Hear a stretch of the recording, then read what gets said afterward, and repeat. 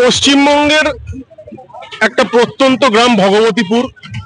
এই ভগবতীপুরের একটা ঐতিহাসিক মেলা, যেটাকে চলতি কথায় বলা হয় পেরোর মেলা। আসলে এটা একটা পীর বাবার মাজারকে কেন্দ্র করে এই মেলা। এই মেলায় আপনারা আসলেই জানতে পারবেন, এটা পয়লা মাঘ থেকে চতুর্থ মাঘ অবধি হয়, চৌঠা মাঘ অবধি। কিন্তু এবারে যেহেতু রবিবার পড়ে গেছে, তাই এই বছরের মেলাটা 5 দিন ধরা হচ্ছে, মানে 5ই মাঘ অবধি এই মেলা চলবে। এই মেলার বিশেষত্ব আছে, নিত্যদিনের জিনিসপত্র যেমন পাবেন, তার সঙ্গে এই মেলায় আমরা এসে দেখলাম, যেটা অন্য মেলায় আমরা দেখতে পাইনি, যে মাছ, বিশাল একটা মাছের বাজার এখানে বসেছে এই মেলায়, যেখানে আপনারা ভেটকি থেকে আরম্ভ করে শুটকি মাছ থেকে আরম্ভ করে সাটিন মাছ, কাতলা মাছ, সমস্ত ধরনের মাছ এবং বিশাল আকার মাছ এখানে পাবেন। এছাড়া বাচ্চাদের তো বিভিন্ন রকমের আছেই, দোলনা, খেলার জিনিস, সমস্ত কিছু, যেটা একটা মেলায় হয়।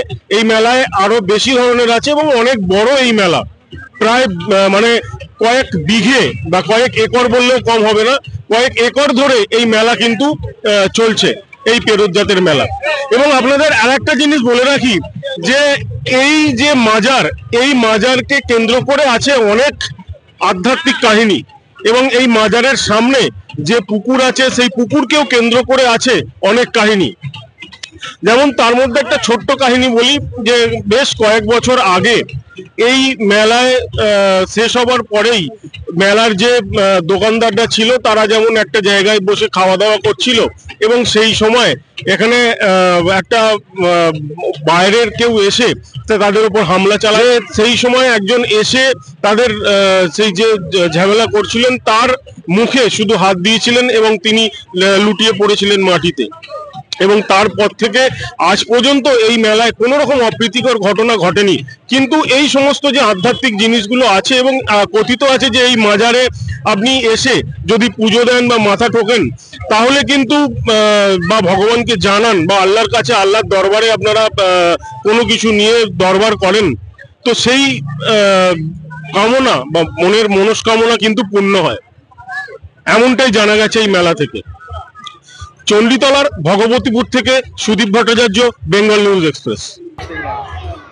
এই মেলাটা শাশুড়ি সুলতান নামে পরিচিত।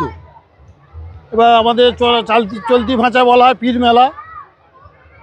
আবার তারপর তারও চলতি ভাষা বলে কি, আমাদের পেঁড়োর জাত বলে এটাকে, ঠিক আছে, পেঁড়োর জাত বলে। তো আমাদের 200 মোটামুটি 75-76 বছর আগে থাকতে চলতেছে।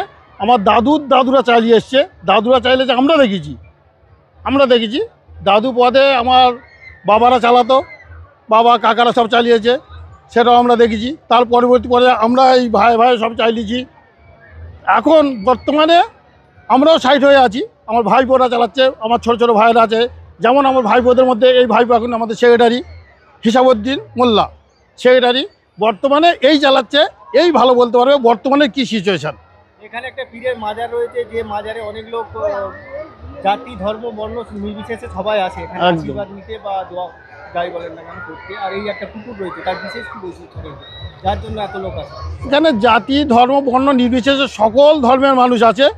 সামনে যে পুকুরটা দেখছেন, ওটা পীর পুকুর বলেই পরিচিত, সকলেই জানে, মোটামুটি পুরো ইউনিয়নের লোক জানে পীর পুকুর। তো অনেকে অনেক কিছু মানত করা আছে, কার বাচ্চা হয়নি, কার পেটের যন্ত্রণা, কার কি বিমারি, যেটা আমরা শোনা কথা, তারা আছে, এসে জল খায়, স্নান করার পরে নিশ্চয়ই ভালো হয়, বারে বারে আসতে থাকি। অনেক রকম জিনিস পাওয়া যায়, মোটামুটি কত লোক হয় এখানে? লোক মোটামুটি সমাগম লক্ষাধিকের উপরে। 5 দিন 4 দিন, অলরেডি 4 দিন মেলা।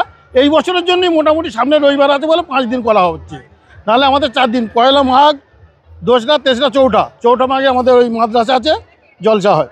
আর এই মেলা উদ্দেশ্যেই ওই মাদ্রাসাটা আমাদের বড় হুজুর কেবলা প্রতিষ্ঠিত করেছিলেন। ওখানে আমাদের কোরআন নিয়ে তেলাওয়াত হয়, ধর্মে নিয়ে শেখানো হয়। তো ওনার কমিটি আলাদা আছে, আমাদের মেলা কমিটি, আমাদের পৈতৃক হিসাবেই আমরা পরিচালনা করতে থাকি এটা। আপনার নাম? আমার নাম আরিফ আলী মোল্লা। পুরাতন আমার চাচা বললো, যেহেতু 275 বছর আগে থেকে এটা হচ্ছে।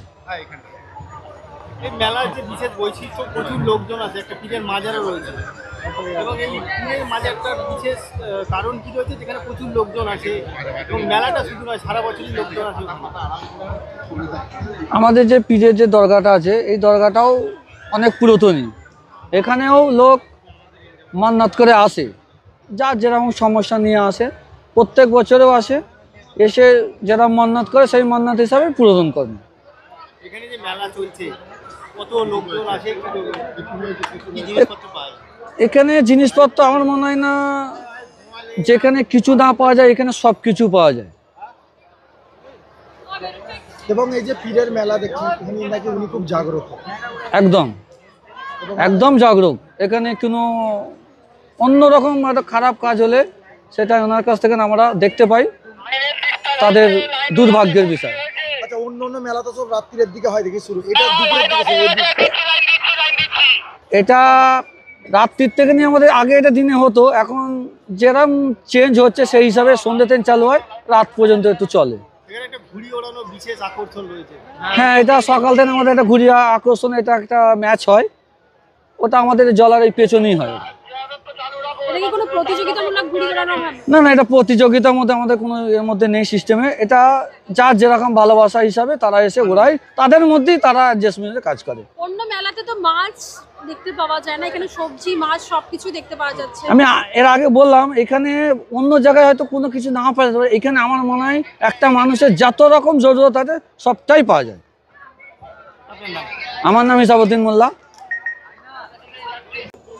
মাজারে কোনো চমৎকার কিছু ঘটনা যেটা মনে পড়ার মতন বা মনে পড়ে? অনেক গুণই আছে মাজারের, অনেক গুণই আছে। আমি সব কটা তো এখন বলতে পারবো না, তবে তার মধ্যে বলতেছি এই মাজারের এই পুকুরটা আজ পর্যন্ত কিন্তু কোনোদিন শুকনো হয়নি, আজ পর্যন্ত শুকনো হয়নি।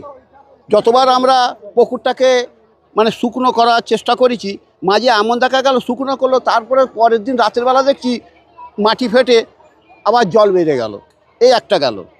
আর একটা বছর 5-6 আগে এই দোকানদারদের কাছে কোনো লোক, কোনো একজন এসে তাকে মারধর অমুক তমুক করেছিল, দোকানদাররা রাতের বেলা বেড়ে গেল, আমাদের ডাকতে গেছিলো। আমরা রাত 1টার সময় ভয়ে আমরাও বেরোইনি।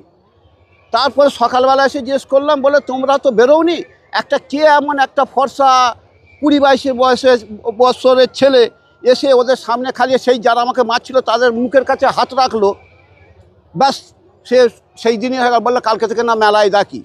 আর সেই ছেলেটা ওই দোকানদারদের বলে গেছে, এখনও সেই সব দোকানদার হয়তো 2-1জন আছে, সে বলে গেছে যে আমাকে এই মাদ্রাসার পেছনে তোমাদের বিপদ হলে আমাকে বাঁচাও, বলো, আমি এসে যাব। কিন্তু সেই যে লোকটার মুখে হাতটা দিয়েছিল, সেই মুখটা তার পরের দিন থেকে যে প্যারালাইসিস হলো, আমার মানে বছরখানেক আগে সে হয়তো মারা গেছে। এর একটা ঘটনা হয়েছে।